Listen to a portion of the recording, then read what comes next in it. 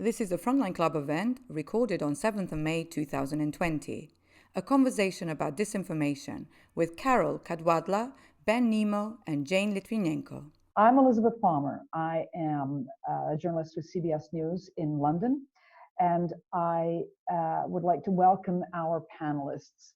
Carole Cadwalladr, Carole Cadwalladr is an award-winning journalist for The Guardian and The Observer, whose work with the whistleblower Christopher Wylie about Cambridge Analytica made headlines around the world and resulted in Facebook CEO Mark Zuckerberg being called before Congress. Carole, welcome to you. Thanks so much for having me, Elizabeth. Ben Nimmo, Senior Fellow for Information Defense at the Atlantic Council's Digital Forensics Lab. He is a hugely respected expert who specializes in analyzing patterns of online disinformation and influence operations. Ben, hello. Thank you. And finally, Jane Lytvynenko, who's a journalist with BuzzFeed News. She's based in Toronto and she investigates online misinformation, disinformation. She too is widely known as an authority on the spread of fake news and the rise of hyper-partisan posts on online platforms. I'm the moderator. I'm going to throw this session open to all those members of the public who have logged on. Welcome to all of you. A special warm welcome to people outside the United Kingdom. The Frontline Club is physically located in the UK, and we usually do these events live, but COVID has forced us online, and the silver lining there is that we're able to invite and interact with people from all over the world, which is marvelous. So let me begin with a very big, broad question, and I'll let each of you make some introductory comments. In what significant way has the coronavirus pandemic infected the internet, if you like, and influenced disinformation? And I'm going to begin with Carole. Well, this is funny because I was just sort of thinking, as when we were chatting before and establishing what the title of this is, I thought, well, you know what? I actually would really like to know what Ben and Jane are going to say on this. I have to say that my focus over the last few weeks, I've been really interested less around disinformation and more around lack of information, actually. It's the transparency issue of what is going on at the heart of government and what this scientific evidence that we're supposedly basing our policy on. This is the thing which is kind of obsessing me at the moment. This and data, actually. The fact that we're sort of setting up these data surveillance systems in terms of being able to test and track and trace, and the involvement of the private sector, and in particular of pretty nefarious firms in Britain. These two companies, Palantir and Faculty AI. Palantir, Peter Thiel's friend, who worked, close ally of Trump, and this company in Britain called Faculty AI, who have been on my radar for a long time because they worked on the Vote Leave campaign. So the idea that these two private companies have now, they did this big data deal with the NHS, and we don't know what the details of that deal are. We don't know what they're doing with their data, but we're supposed to just believe that this is going to help us come out of the pandemic. This is the things that I'm a bit worried about. And so actually, in terms of online disinformation, I'm just going to defer to the others on the panel, if that's okay. Well, I think you raised some very good points, things that people are very preoccupied with, not only here, but the surveillance that this is permitting in states like Russia and Israel. So let's come back to that, just expand the remit of this to talk about that if you would like, and if any of our guests would, what do you call people? Invite people who've logged on, all you wonderful people who are listening. If you would like to address that in your questions, I would encourage you to do that. Ben, what would you say about the coronavirus and online disinformation and conspiracy theories and so on? I'm going to caveat this by saying that my job is tracking online disinformation operations, and particularly the cross-platform ones. I'm actually now the head of investigations at a New York firm called Graphica, and what we do on a daily basis is tracking normally quite large-scale cross-platform ones. So when I'm answering, I'm more looking at the large-scale organized kind of operation. But I think we're really living in a unique time, and hey, you all know that. There's all kinds of reasons that this is unique. But one of the things that's happening is that probably for the first time in living memory, there's only one conversation in the world and everyone's talking about it. And if you're a journalist, you'll know that. Try pitching a story to an editor at the moment, and the first question will be, is it about coronavirus? And if it's not about coronavirus, you'll get one paragraph on page 18, right? And the thing is that, if you like, information operations are the dark mirror image of journalism. They're trying to spread false information out there rather than trying to spread true information, but they have the same editorial concerns. They've got to insert themselves into the conversation somehow. And if there's only one conversation, then they're all going to target that conversation. And so what we've been seeing for the last few months is pretty well all the information operations that we know are now talking about coronavirus. And it's not because they actually care about coronavirus, it's because they care about getting into the conversation. And there is only one conversation. So for example, a few days back, there was a story being spread in the UK that one of the first volunteers to take the potential coronavirus vaccine had died of it. Classic fake story, got quite a lot of traction online. You know, turns out the woman's alive, she debunks the story. But I looked at the background of that one, and it looks likely that this was being spread by a website linked to Macedonia that was heavily advertising and heavily monetized. And it looked like your classic clickbait scam, just like we've been seeing ever since the middle of the last decade. So that's somebody who's posting about coronavirus purely because they want to get the clicks, because that's how they make money. But then another example was a couple of days back, we had a Facebook takedown of a whole load of operations around the world. One of them was a conspiracy group in the US who were largely using fake accounts and fake pages to spread their story. They were posting about coronavirus, but one of the reasons they were doing it was to try and sell t-shirts. They printed up t-shirts with coronavirus conspiracies. They're trying to flog them off. So in a different way, they're trying to monetize the same conversation. Part of the same big takedown, there was a very large takedown of Iranian covert assets. One of the things they were posting about was coronavirus, and they were taking the angle that because coronavirus, the US has to drop sanctions. Now, if you've been tracking Iranian operations for any time at all, you know that sanctions are one of their big things because it's a big concern for the Iranian government. So it was like they pivoted their normal sanctions rhetoric and just added it on coronavirus. In the same way, Russian operations, which blame America for everything, are now blaming America for coronavirus, the same way back in the 80s they blamed America for the AIDS virus, because that's what they do. And on China, we've seen basically the message has been blame everybody but China. Say it was somebody else, because that's their geopolitical imperative. So when you're sitting there in the middle of this, seeing all this stuff coming in, it feels like the whole world and all its information operations are talking about one subject. And they are. But the challenge in the job is then to sort of slice it into little bits and say, well, actually, why are they doing this? Is it because they're trying to sell t-shirts, or are they trying to land advertising, or do they have a geopolitical imperative, or are they just trying to blame somebody else? So it's a unique time when everybody's talking about the same thing. And the problem is that where you get information actors, you get disinformation actors as well. There's one hopeful point in this just before I finish, because I know I'm rambling on. We've been mapping we've been mapping the conversation around coronavirus since the middle of December. And something we've seen increasingly over the last couple of months particularly, more and more of the conversation is actually dominated by people who are referring to real news outlets. And actually the share of conspiracy content and fake content is relatively small, and it's getting pushed more to the fringes. And I think that's because the corollary to saying, you know, everybody is talking about this.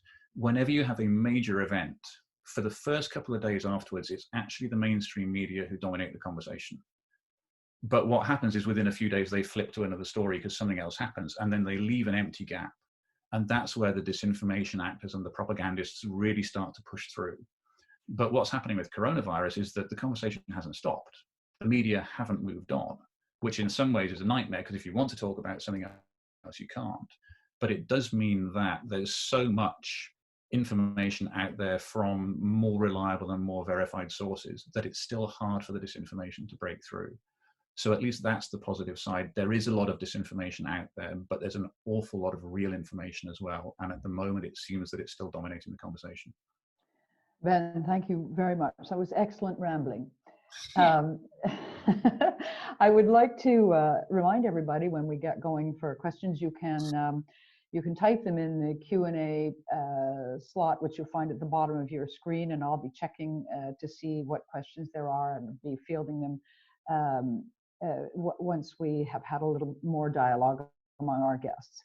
And that brings us to Jane. Jane, what would you say about COVID and disinformation? Well, I think a lot of what Ben said, I would like to echo. We're looking at a lot of similar channels, but what the coronavirus has done is it created an immense opportunity for bad actors to widen their audience. And a recent Graphicers report, actually, so shout out to Ben, showed that the different conspiratorial communities, whether that's health, politics, or tech, have really converged on this one topic. And while we talk about disinformation operations from state actors, known state actors, it's also really important to recognize that a lot of them are domestic. A lot of them seek to use the coronavirus conversation for whatever political goals they may have already had in place. And what that does is it creates a quite dangerous information environment, because as people who may not have been aware of these conspiracy theories before sort of flock online to discuss the coronavirus, to figure out what's going on in their own communities, and both news websites and social media have all seen a rise in their audience numbers because people are sort of stuck at home, people are online, people really want to stay connected to the world while they're siloed off wherever it is they are. The opportunity for bad actors is to use that audience to essentially hijack the official narrative, the medical narrative, the narrative that is based on science, and sort of what we know about the virus, and instead try to change people's mind, whether that's change people's mind against vaccinations or towards political goals they might have had previously. And the effect that has is quite real. It's very difficult to draw a straight line between mis and disinformation and real world consequences, but we do know that medical professionals have been receiving death threats and a lot of negative attention as a result of conspiracies that may be going around. In the UK, of course, we've had some attacks on cell towers as a result of 5G conspiracy theories. And while a vaccine for the coronavirus has not yet been invented, we already see a campaign against it, despite the fact that it doesn't exist yet. So for us, the worry is that the opportunity for that audience growth will also continue to result in real world implications of how this misinformation presents itself. Carole, would you like to add something? Now you've heard the other two. Yeah, no, I mean, it's fascinating. I can't wait for to hear more about what Ben's been up to, actually. And I found the thing that you said, this about the fact that the domination of COVID and so the domination, it's unusually of the mainstream media, I just found really interesting, because I was walking the dog yesterday, and this woman said to me, it's a neighbour, and she knew I was a journalist, and then she said, oh, who do you write for? And I was like, oh, The Guardian, The Observer. And she said, oh, I can't. She said, I'm only watching RT at the moment. And I was quite taken aback, because, sort of, woman in her 30s, and I was like, oh, why is that then? And she said, well, everything. She said, it's just corona, and I can't bear it. So she said, I've just like, RT is the only place I found I can go. So I was like, oh no. I was like, do I address this? Anyway, and I was so cowardly, because I went, oh, and I didn't address it, which now I kind of feel guilty about.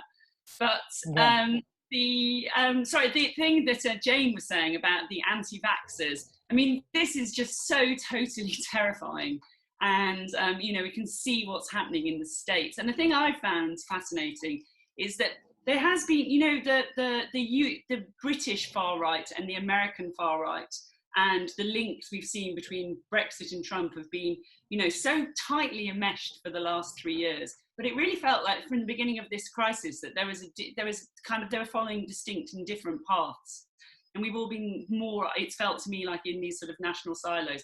But it does worry me that actually you see, you know, I see sort of like Aaron Banks and co, you know, echoing the lines from the Trump supporters, end the lockdown, and that sort of stuff. And I do, you know, we've seen the anti-vaxxing stuff here in Britain too, and that just really profoundly disturbs me, the idea that this would take hold in Britain in the same way that it has in the States.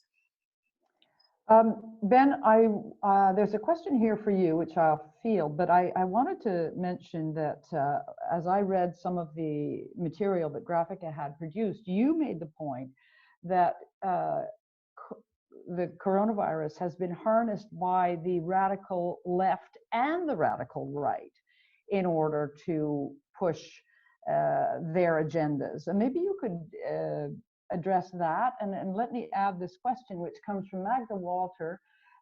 It's been reported that the anti-lockdown protests by armed militias in the States are being coordinated by the far right. Is there any evidence yet that the Russians have got involved in this?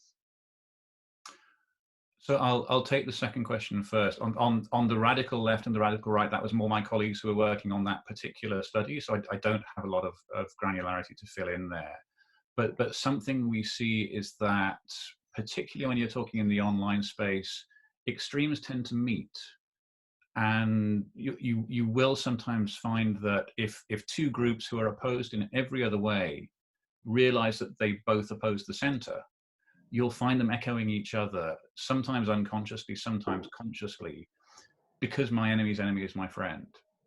And so something worth bearing in mind is, if it's almost as if the instinct is to look at where they're standing and say, well, hang on, that's the extreme left and that's the extreme right. Isn't that odd that they're saying the same thing? But you need to look where they're pointing. And if they're pointing at the same target and it's a target that they both detest, then you can actually see where that would come from.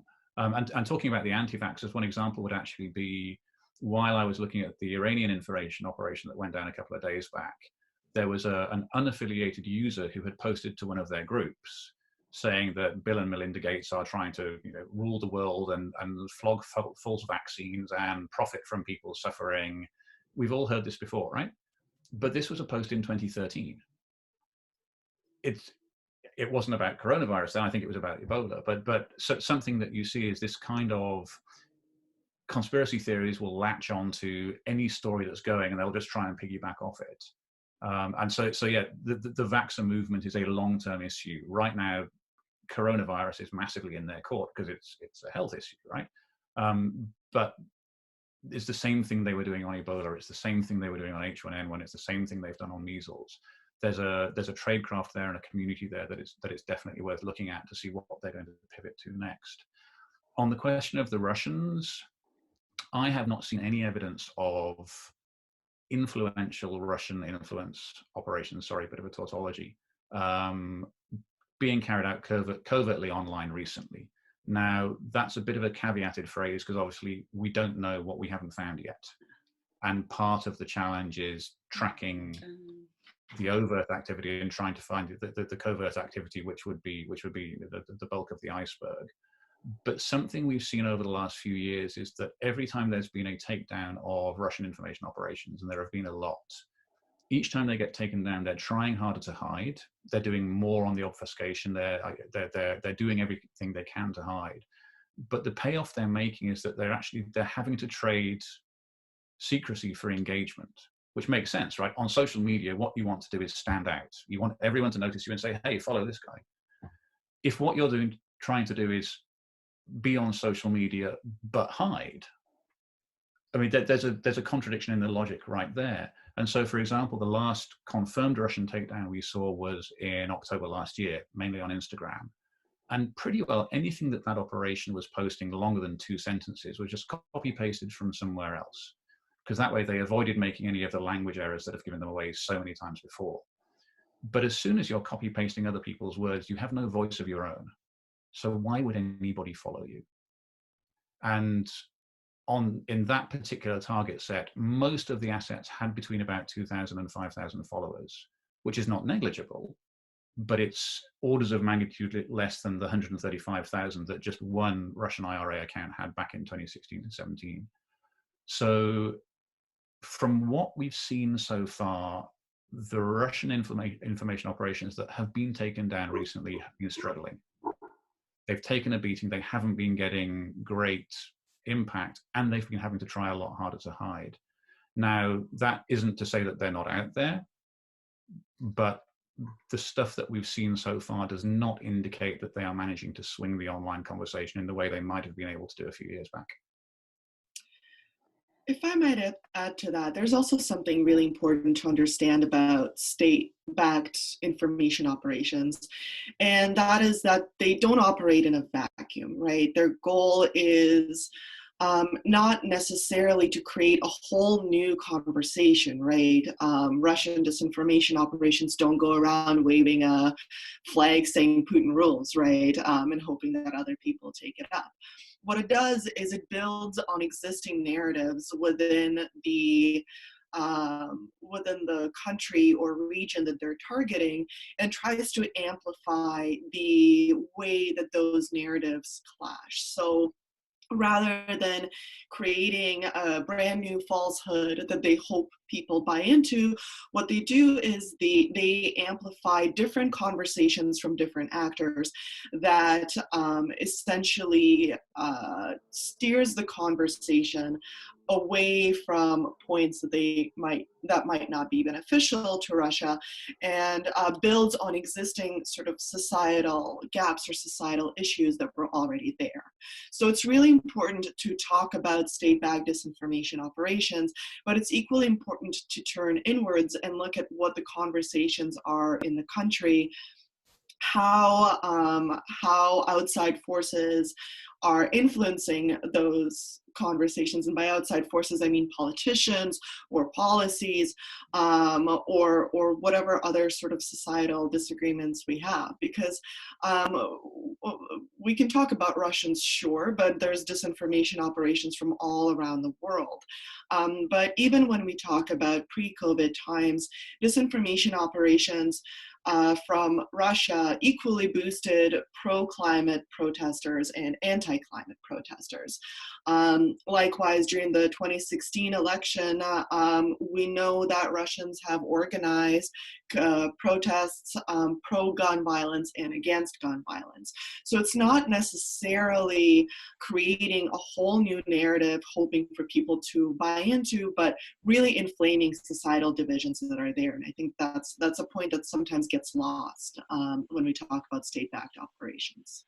And sorry, So, if I can just yeah, round off course. that. I mean, big thanks to Jane for making that call. That's really important. And the other thing to bear in mind, if you think about the Russian operation for 2016, if you hadn't had American trolls in 2016, the Russians wouldn't have been able to pretend to be American trolls in the first place. And at any point in that 2016-17 span, the number of genuine American trolls, I would estimate, significantly outnumbered the Russian trolls who were pretending to be Americans. And on top of that, if you think about the different information operations going around, I've personally studied info ops from maybe a dozen different countries, and there are many more out there. So we always need to be really careful to think how much of the problem is the foreign information operation, which is weaponizing an issue, and how much of the problem is actually the underlying issue or the underlying behavior that enables that to function. If you hadn't had American trolls, you wouldn't have had the Russian trolls enabled. So maybe part of the question is what's happening in the online conversation that's enabling trolls to exist in the first place. I have a question with a half smile being asked by Stephen Collinson, but he gets at a serious point. He's asked, what is the impact on the world at the moment and all of us with bad actors spreading misinformation and conspiracy theories, when the chief source of disinformation on unproven treatments and things like that comes from the person with the biggest microphone of all, that is the President of the United States. So what, but it's a serious question. What damage is being done? Can you point to any specific examples? Carole, did you want to say something? Sort of expect. So in terms of what Ben and Jane were saying about these, state information operations and exploiting what's going on domestically.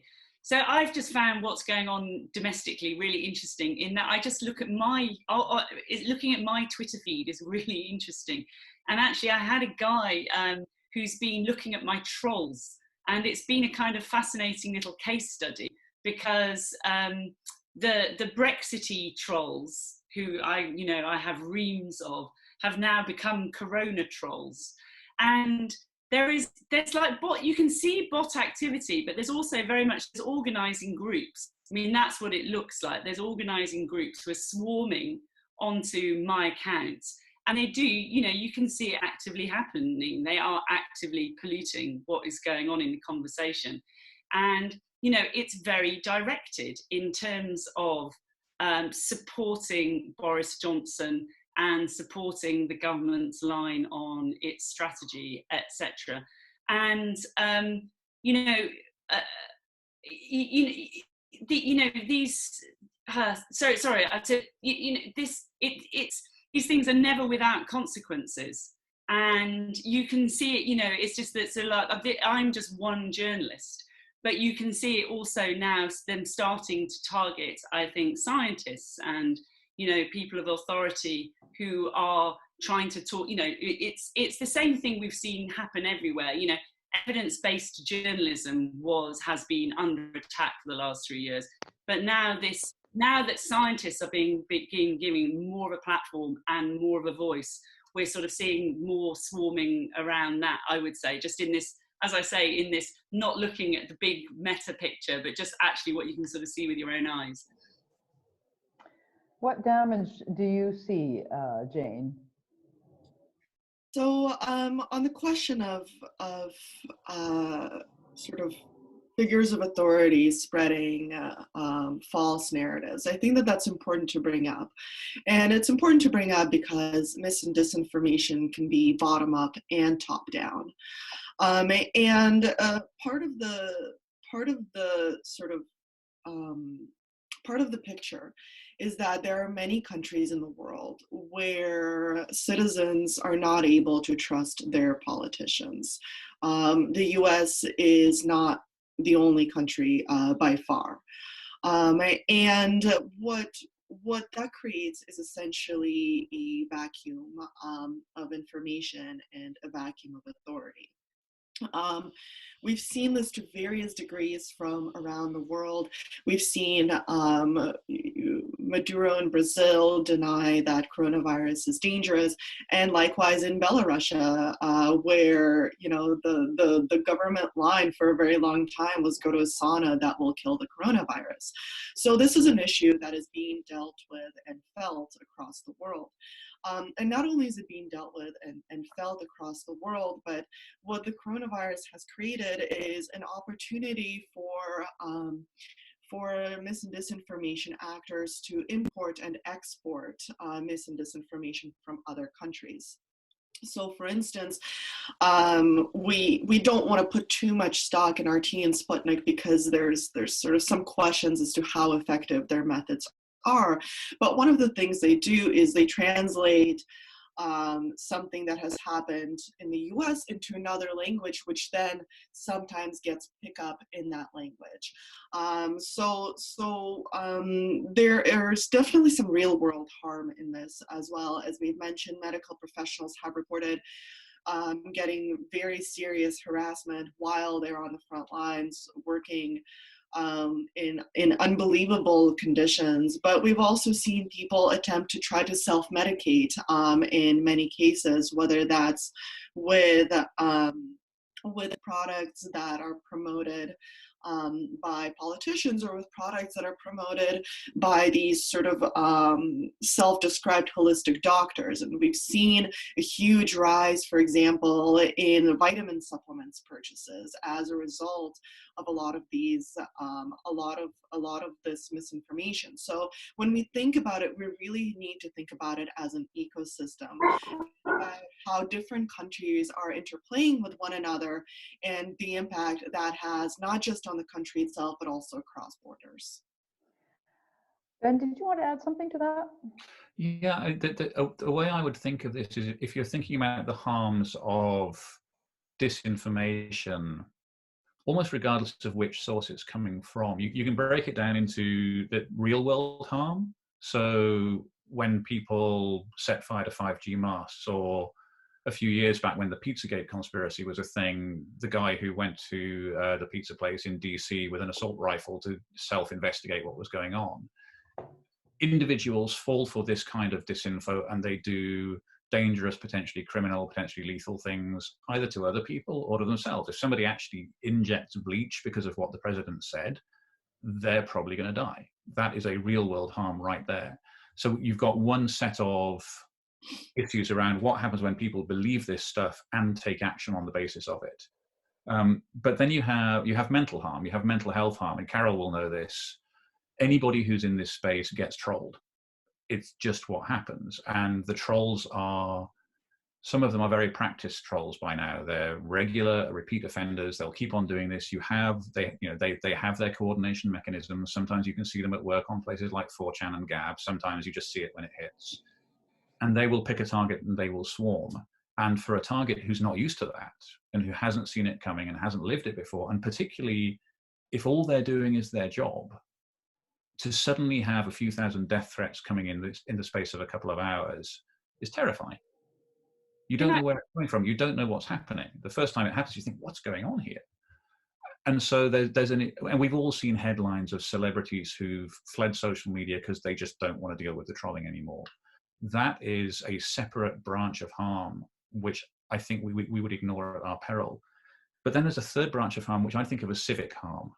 And that's particularly where you have actors like the RTs and the Sputniks of this world, the ones who are saying, never believe anything the government tells you, never believe anything the mainstream media tell you, never believe anything that, never believe anything that Ben Nimmo tells you. They will attack anybody who is an evidence-based source, because what they want to do is destroy the evidence that actually, yeah, Russia shot down MH17, and yes, war crimes were committed in Syria. But it's an attack on basic principles of trust and evidence and what you can actually believe.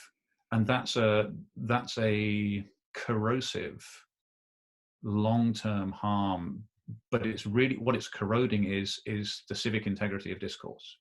So it's corroding belief in any institution which traditionally would have had an evidence base which you could believe. And so when I think of harms, I'm really looking at these three different levels: real world, mental, and civic. And they work in different ways, but we need to actually consider all of them when we're thinking about how to deal with this and what to do about it. I'm going to leap in off the back of that if I can, Ben, because I think you just bring up something really important there, and which is that, as you sort of said, that's kind of what I was trying to get at, with that it's now scientists who are in the line of fire, and they're not grizzled reporters who've had like 3 years of the coalface of this. And I think it must be incredibly difficult. And also I think this relationship, which we see so often, which is that the online space is operating by itself. It's interacting with mainstream journalism. And we saw this very particularly this week in Britain so for those of you who aren't in Britain, a scientist who was on this independent committee advising the government became the victim of a sex scandal on the front cover of the Telegraph and all of our newspapers. And of course, that mainstream media coverage would say. Carole, we lost you, I think. Are you back? What a shame. That was, we'll come back to that thought. Jane, maybe I can go to you in the meantime and ask you something you touched on a little earlier, which is I'd like to hear you elaborate on how COVID and disinformation is exacerbating the partisan divide in the United States, and how it's further poisoning the political environment. So one thing that's really important to keep in mind is that disinformation is not, it's political side agnostic. So it is not only on the right and it is not only on the left. Ben touched on that previously, but it does bear repeating. Because there tends to be a lot of blame laid on the right, but we see a lot of similar trends on the left as well. And particularly with the coronavirus, there have been two different sort of lines of thought of how best to address it. One is to minimize the health harm, and the other is to minimize the economic harm.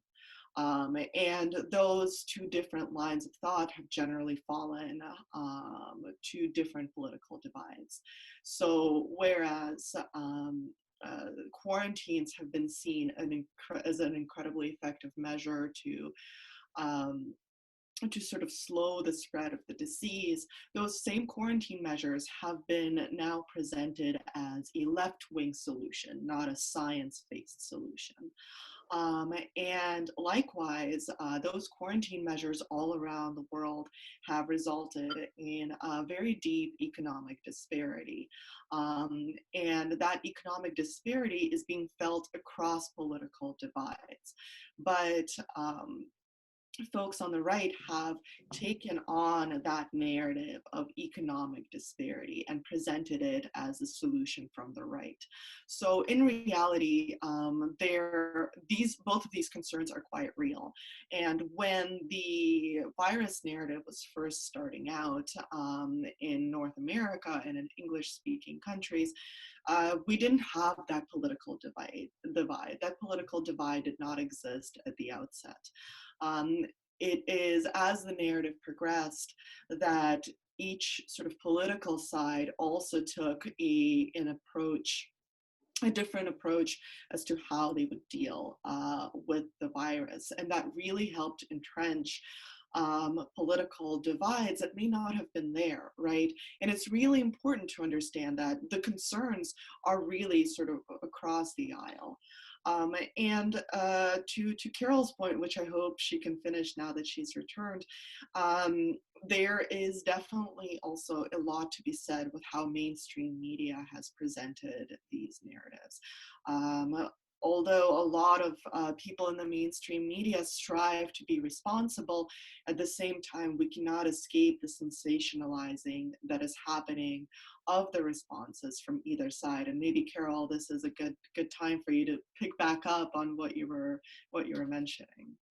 I don't know. I mean, I'm sure you expressed that so much. I mean, I was just telling the story actually of what happened to Neil Ferguson. So this scientist who became the victim of a sex scandal in Britain this week, and I was very conscious on the day the story broke, and it flooded Twitter, and that's dealing with that as somebody who has just been dealing with mathematical models their whole life.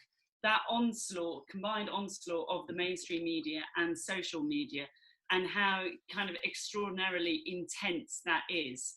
And as Jane sort of says, the politicization essentially of science and the whole conversation around it.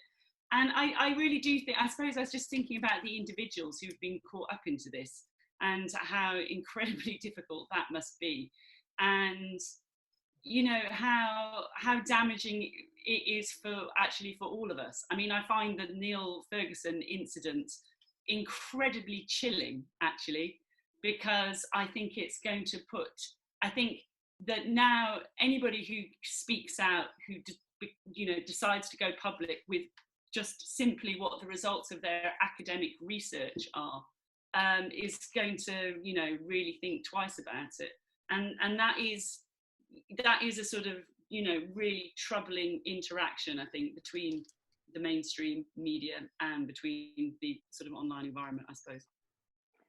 There's a question here from Francesca Migliorini, I think. She's saying, she's addressing sometimes the blurred lines between disinformation and an alternative view of reality. She says there are scientists like Dr. Julie Mikovits and Professor Luc Montagnier who don't agree with the main narrative.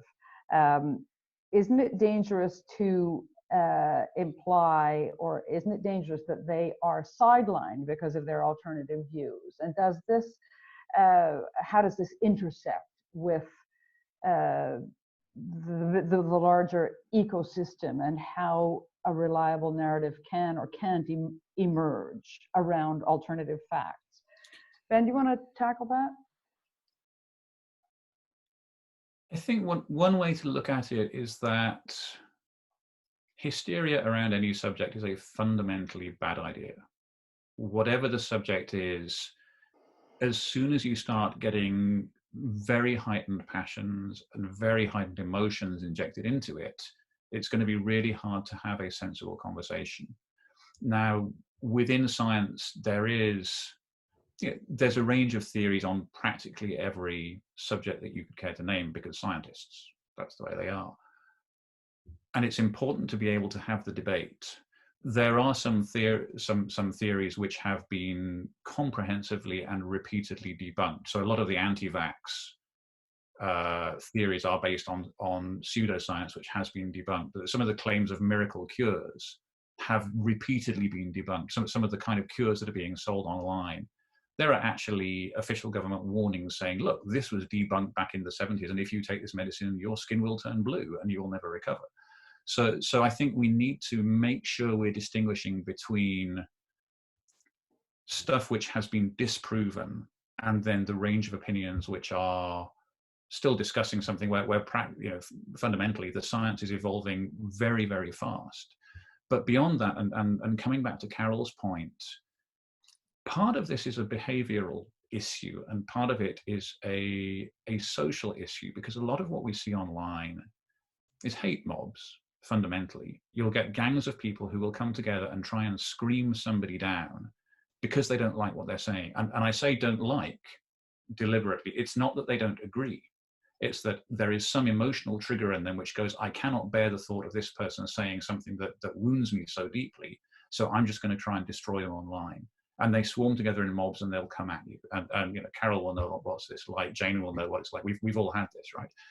But it's an emotional response. But the question is, why is that okay online? How have we created an online society based on social media where we have a social norm which says it's okay to swarm like that against somebody? We have terms of service which say you don't do that. Thou shalt not indulge in coordinated harassment. The main platforms all have that. Why does it still happen? And so I think underlying this, part of the question is really, what kind of social norms do we have on social media at the moment? And what kind of social norms do we actually want to have? I don't think anybody wants to be living on a platform where they know that they can get carpet bombed by trolls by saying something for which they have the evidence. But that seems to be the nature of at least some of the platforms. And of course, different platforms, there are different degrees of this, there are different ways it works. But I think on one level, what we're actually going through right now is we've already created social platforms without social norms. And part of what we're trying to do now is actually catch the norms up to the reality and say, well, hang on, maybe it's not acceptable to go around in a troll mob and abuse somebody simply because they've said something which has hurt your feelings. And I'm deliberately being actor agnostic here and angle agnostic. I'm not saying who's doing it more than anybody else, but there is the phenomenon of the troll mob on a lot of different platforms. Why is that considered acceptable behavior? Would it be acceptable to do that in real life? Would you all get together in the street and go around screaming at somebody? Why is it online? Oh, sorry. Sorry, I might leap in there. I was really delighted actually, because a colleague retweeted me the other day, and he then made this. He was really shocked actually, because he got locked into my Twitter stream with and he did a tweet, and he sort of said, he sort of said I was retweeting, and he sort of said, I was exposed to the kind of level of misogyny that Carole gets, and it's quite something.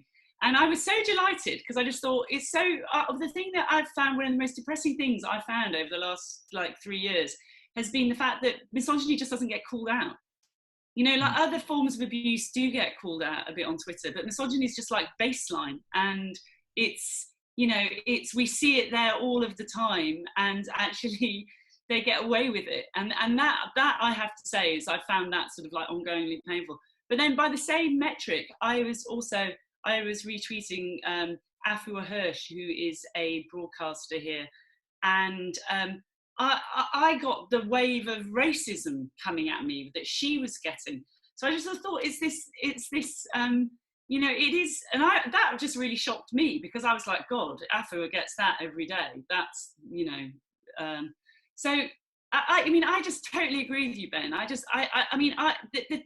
it's something which really bothers me, is that actually we sit here, we are on these platforms, we can see this happening in real time in front of us, and we just, you know, we let it go on. And it's not, I don't know what the obvious, you know, answer to that is at all, but I do think as individuals there is a, you know, and I love it. I have people who like report my trolls or block, you know what I mean?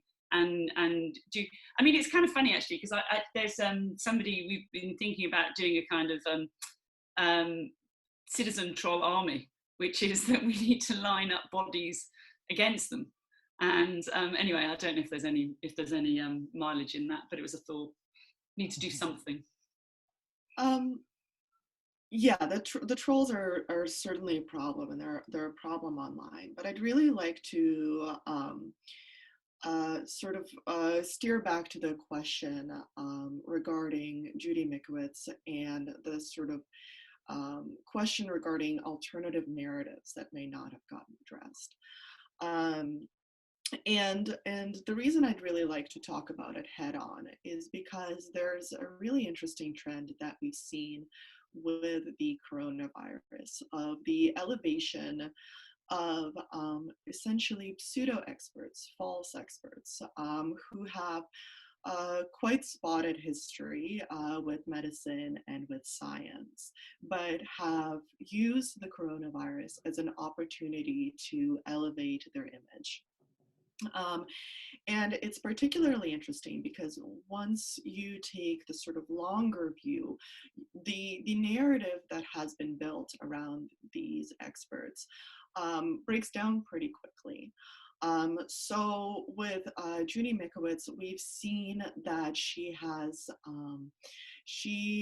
had papers published that have had to be retracted because they were not able to be confirmed by other scientists.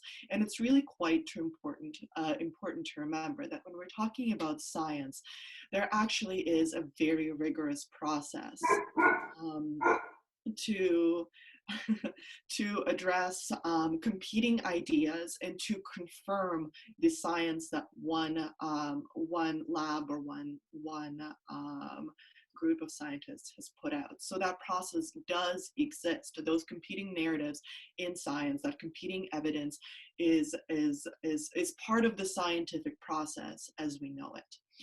But what we're seeing happening now is, as the credible scientists are getting attacked, in the US, we've seen a long campaign against Dr. Fauci, for instance, who's had a very long and very credible career.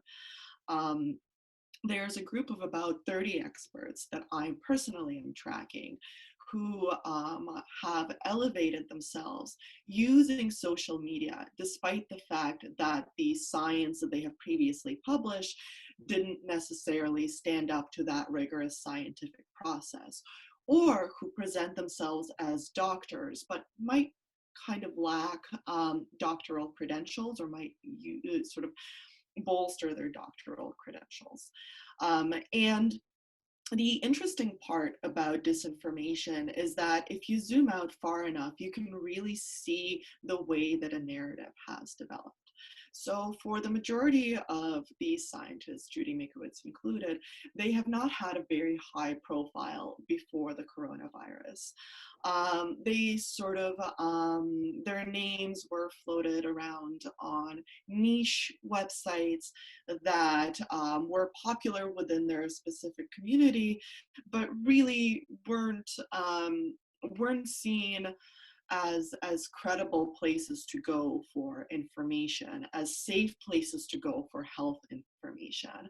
But as the coronavirus has evolved, and as the conversation around the coronavirus swelled, the names of these experts are passed around across social media, and we see a really interesting pipeline between how YouTube videos that are made to look credible, made to look professional, made to look reasonable, spread particularly across Facebook groups, and then enter the mainstream. So when we talk about those so-called counter narratives, it is important to remember that within the scientific process, those counter narratives do get addressed, and that when we look at the long-term view of these experts, we can really see how they're using the coronavirus to elevate the narratives that the scientific process has sort of proven to be false. Well, I'm pleased to report that misinformation has just infected my question and answer stream here, and somebody's just written, "I have corona vaccine, message me for orders." False. That's an easy one. Nope. But it actually comes after a serious question, which gets at this issue. Michael Barnett writing, "How does the average person, not a journalist, but interested in news, work out what's fake news and what's the truth? Some people really don't have the time to thoroughly research each issue, and of course it's extremely complex. Any tips? Thank you." Ben. Hospital pass. So the first thing I would say is actually, and this is not meant as a deliberate pushback, but take time, not necessarily check, but if you think about the world we live in now, especially under lockdown, it's really, really easy to check your news feed all the time. And what overwhelms us is the speed at which the news is coming in. There are so many new articles all the time. I mean, just if you're scrolling through your Twitter feed, bang, bang, bang, bang, bang, there are so many different things going on. It's overwhelming. But we're subjecting ourselves to information overload. Therefore, we can stop subjecting ourselves to information overload. You don't have to update your Twitter feed all the time. You don't have to be on Twitter all the time, or name a platform of your choice. And something that we've seen a lot with a common denominator between so many different information operations in so many different ways is they try and make people angry or afraid. Time and again, that's the lowest common denominator, because when people are angry or scared, they're much, much easier to manipulate. And it could be that the manipulation wants them to click on a link so the bad guy gets money for the ad. It could be that they want you to click on the link and you'll download the malware. It could be that they're pushing a state-backed information operation. It doesn't matter. So much of the disinfo we see is trying to make people scared or angry, which is bad for you in any number of ways, including, again, mental health. And it's actually a really good practice. If you see a headline that makes you feel super angry or super scared, put the phone down and walk away from it for 5 minutes and think, do I actually need to engage with that story right now? Is this a life or death thing? Is this, I've just got a text message saying a nuclear strike is happening and you have 2 minutes to get to the bunker? Because if it's not, you've actually got a little bit of time to think about it. Just because the internet works 24/7, we can't. I think all of us have tried it at different points. I know Jane and I have, Carole as well. Sometimes we have to sleep. Sometimes we have to have a life. The internet doesn't. The internet does not have a life. So we are at a disadvantage here. But fundamentally, you get into a cycle of information overload and then emotion overload, and then you'll click on anything and you'll believe anything because your brain is just going too fast to keep up. Break that cycle. Put the phone down, get back in control of it and think, okay, that's a really, really scary headline. It's on a website I've never seen before and I've never heard of before, and it's promising an exclusive story that Boris Johnson is actually the love child of Donald Trump. Wow, what an amazing story. Hang on. Do we really believe this here? Does this actually look credible? Maybe I'm just not going to engage with that story at all. Or maybe I'm going to reply and say, are you sure about this? where did you actually get that from? But the first step is breaking that cycle. Break the cycle of fear, of anger, of excitement. There's the drive to try and keep on refreshing what's on the screen. Try and get away from that, and you'll suddenly find that actually you feel like you have more time and you're more in control. Excellent advice. And what about people who are trying to filter, to generally channel the most reliable stories to themselves, to their news feeds, or to build a list of places to check? Got any practical advice, Jane? So what Ben has said deeply resonates with me, and I'm really glad that we have a word now for just endlessly looking at social media, which is and looking for news, which is doom scrolling, right? Avoid doom scrolling at all costs. And the other piece of advice that I'd really like to expand on is don't look to social media for your news.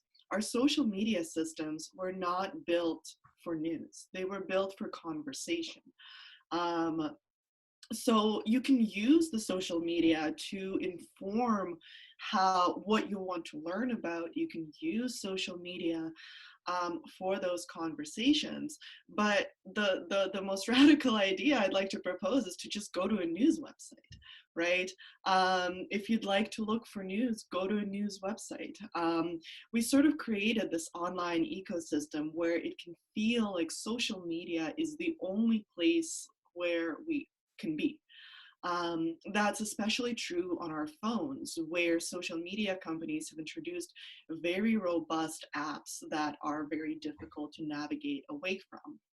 But it's that step of navigating away from social media and navigating towards a deliberate seeking of information that I think is key it's a key habit to build.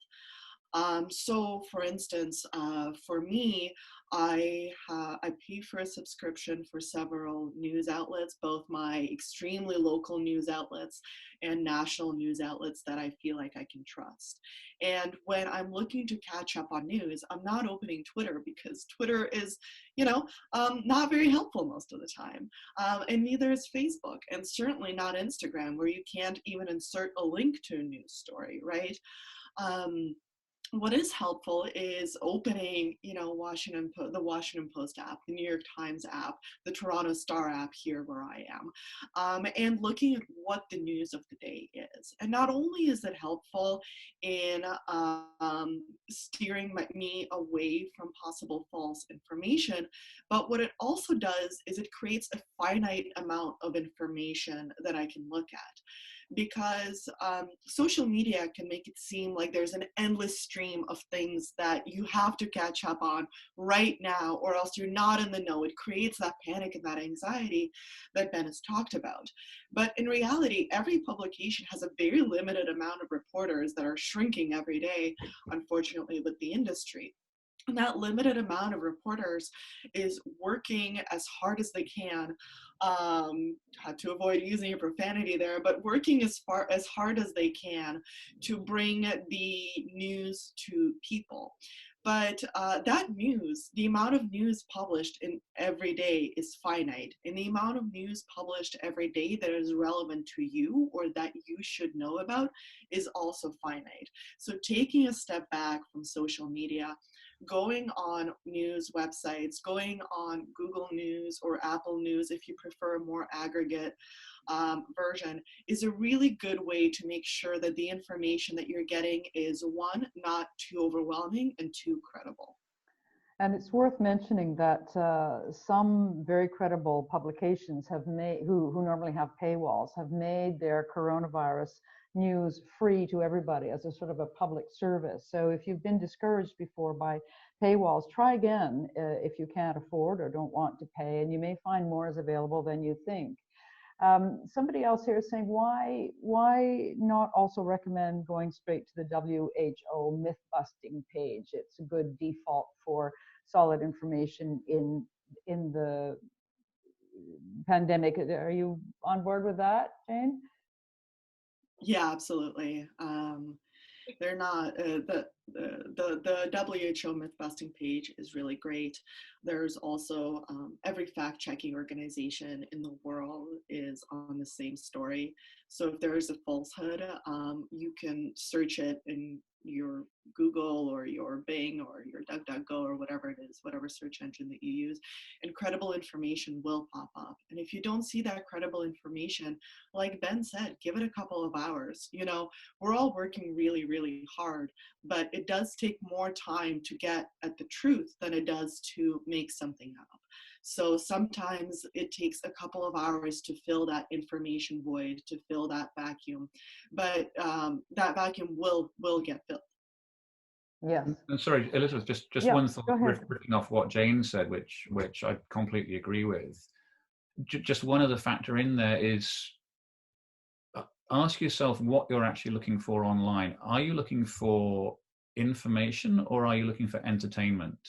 Because there's quite a lot of blurring of the lines between the two. All the opinion shows, all the opinion pieces, they're basically entertainment. Are you looking for something funny about the news? In which case, go and watch some of the Saturday shows, right? Or are you actually looking for the solid information? And before you go online, just check with yourself. Do you want to be amused for a bit, or are you actually trying to find out what's happening? Because if you're trying to find out what's happening, then absolutely the fact check websites, the WHO website, go for the news wires. Their job is to get it fast and to get it right. Look at folks like Reuters. So another part of the mental jigsaw puzzle that we all have to fit together is, there are times when it's really fun to read the opinion pages. When you get a really good bit of scorching satire, it's great. But you need to check with yourself, am I looking for scorching satire or entertainment? Or do I just want the plain old facts? And again, that's part of the self-discipline that we probably all need to develop ourselves. Can I, can I just... Go ahead, Carole. Well, again, yes, you can. Let me just say quickly, I failed to mention that there is a way to ask questions live. So anybody who wants to do that, you can go to the Q&A box, I think at the bottom of the screen, and put your hand up, and I'll see it and allow you to speak. Over to you, Carole. Yeah, I mean, this is just prompted by the suggestion that, like, if you want to know whether it's true or not, go and check the WHO's page. And this made me think about the fact that the British government's advice to us as citizens is different from what the WHO is advising. And that has been the same from the very beginning of this. So, for example, the WHO says that you should quarantine 14 days from the end of symptoms, whereas the NHS was saying 7 days from the onset of symptoms. The WHO has a list of, I think is it 8 or 9 different symptoms, whereas the NHS here in Britain has 2 symptoms. And I think one of the things which hasn't been addressed is actually the government is one of the biggest sources of disinformation about this epidemic. It's certainly going on at the national level in Britain. And I think that is, that's unaddressed. And because the disinformation from the government is spread through mainstream, I mean, this is particular, this I wouldn't say is disinformation per se, but it's certainly, the scientific community, if it has any consensus around this, its consensus is around following the WHO, whereas our government is giving us different advice. And I think there's been this conflict in the way that this is being reported right from the start, because, when we understood the seriousness of what was going on, I think many editors and so on, there was this sense of national crisis and national emergency, and we must stand behind the government in what it is deciding, and we must silence those dissenting voices. And, as time has gone on, it's become apparent that actually there is deep, deep problems there. And so I don't know, I mean, I'm not sure, I'm just sort of like voicing this really, because, the government would argue, I guess, oh dear, I think there we go. Oh, That's yeah, go good. ahead. No, good. Let somebody else take over. It's perfect. Okay. Well, I see that there's a question from Brian Condon which addresses exactly what you're talking about, and I'm going to allow him to speak to us now. Brian, can you go ahead? You have to unmute yourself. Yeah, go ahead. I am unmuted. Yeah. Can you hear me? Okay, go. Yeah. Okay.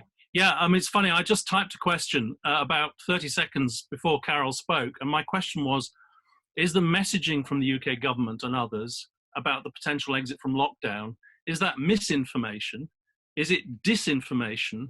Or is it communications difficulties inherent in the situation? In other words, are we seeing the fog of war, that they're trying to communicate well, but they're just doing it incompetently, which seems a bit far-fetched, but and it's very difficult to work out as an outsider, whose advice do we believe? We look at as you mentioned, we look at the WHO website, we get one lot of information and advice.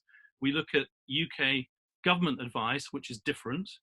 And we're also seeing the big argument about the NHS, so-called NHS app, as to what the status of that is. And, as an ordinary kind of person, it's very difficult to work out just what is going on. And so I keep thinking when I see this stuff: is it misinformation? Is it disinformation? Or is it just inherent in the chaos that we're all trying to deal with? Thank you very much, Carole. Why don't you? I'll just answer quickly and let somebody else take. But I think it is really, really troubling the way that the government has tried to disguise politics and policy as science.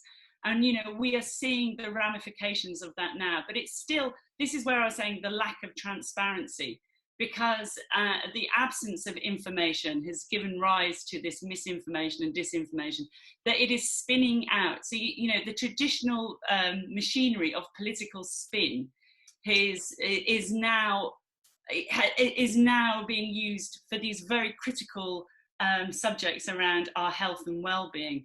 And that is, that just engenders a lack of trust and transparency. And exactly, we are in this particular moment right now where we've had this messaging from the tabloid newspapers about what is going to happen on Sunday and Monday around lockdown, which has created this expectation that fuels the online conversation and, has really potentially hugely damaging consequences. And I think this is this thing of that the politicians, number 10, the government, is just treated this like politics, and the infection of those techniques around this like critical critical subjects of our health is really damaging, and it's got profoundly, I think, problematic long-term effects. Sorry, let me shut up.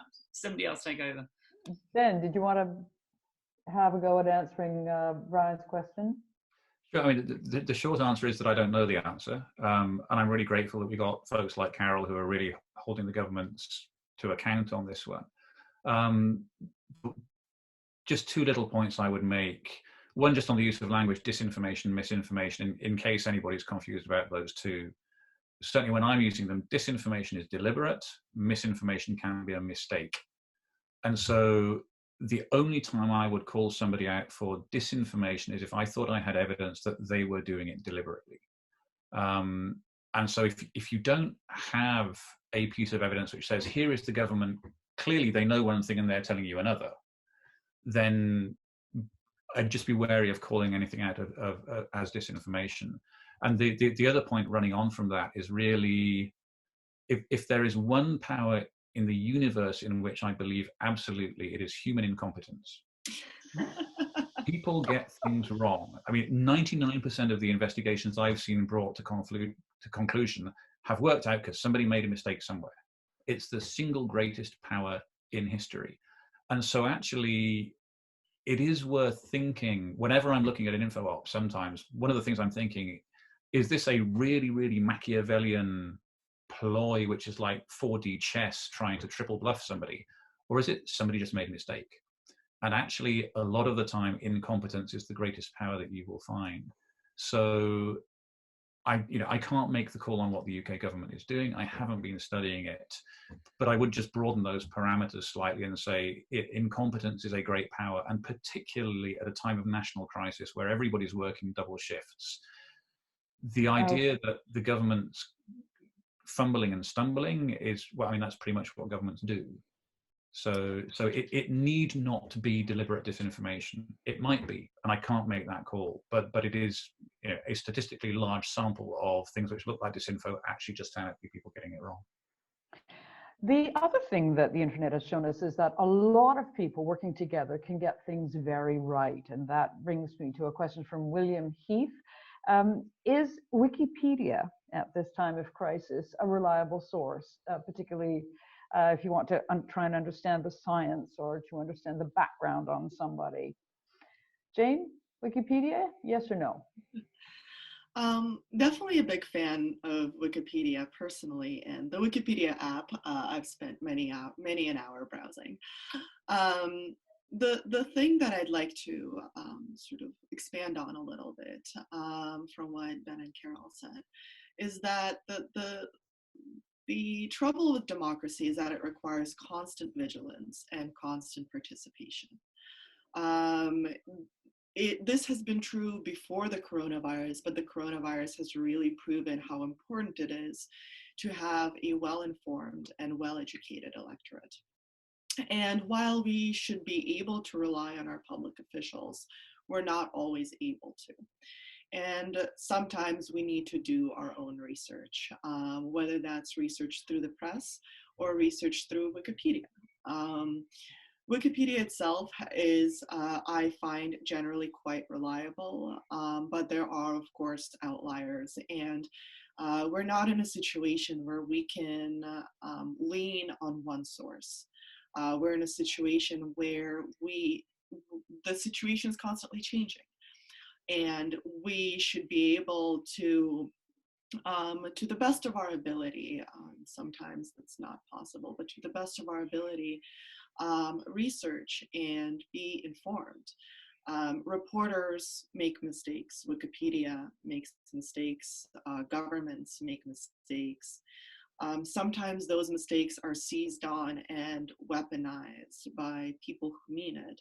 And sometimes those mistakes are made in good faith, and at least with reporters and researchers and scientists, there's a real duty, both moral and legal, to correct those mistakes. So as we look to trusted sources, I would say that the key for people to look out for is to find sources that have made mistakes and have corrected them in good faith. That to me is the best indicator that I can rely on somebody when they are willing to honestly admit that they've made a mistake and correct it to the best of their ability. And unfortunately, that doesn't include a lot of online information that we see. But with sources like Wikipedia, there are constantly people adding new information, making more robust the information that we're getting. With reporters, I mean, God forbid you put up anything with an error on it, you'll get swarmed instantly with 500 people telling you you've made a mistake, right?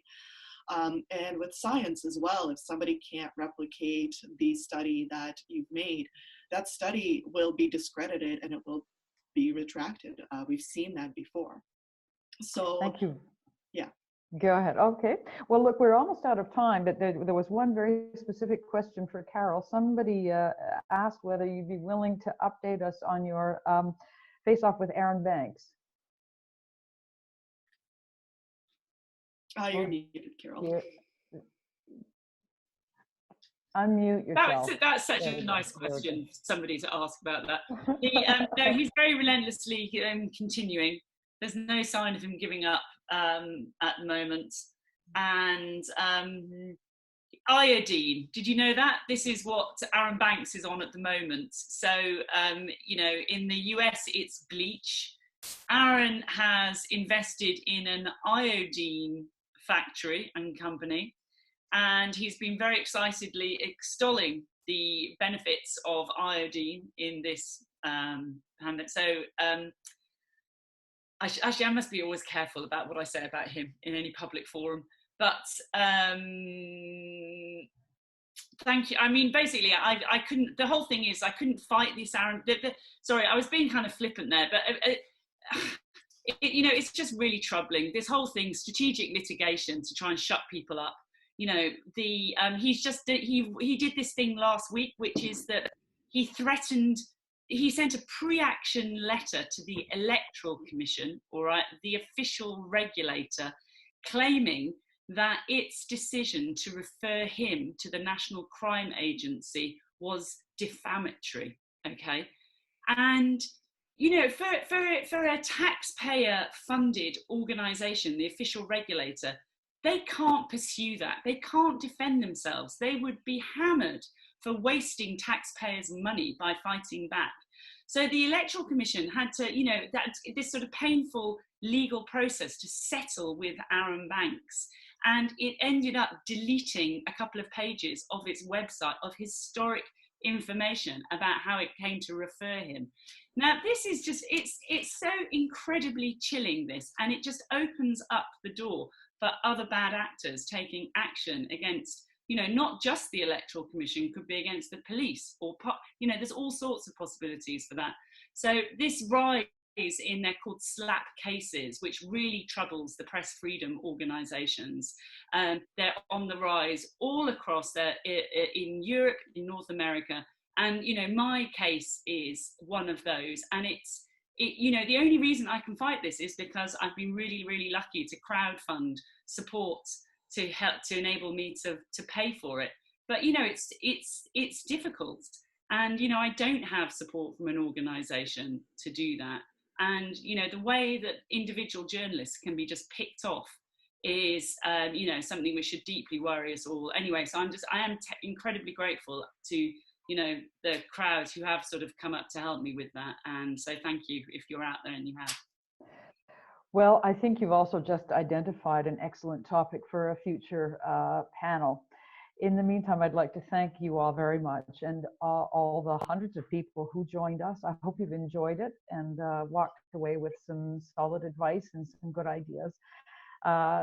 Jane, Ben, and Carole, heartfelt thanks to you too. I've so enjoyed hearing from you myself, and I wish you I wish you good health, and we'll see you on the other side. Thanks, Elizabeth. Thank you. Thank Thanks you. so much. Thanks, everybody. Goodbye, everybody. Goodbye. Bye.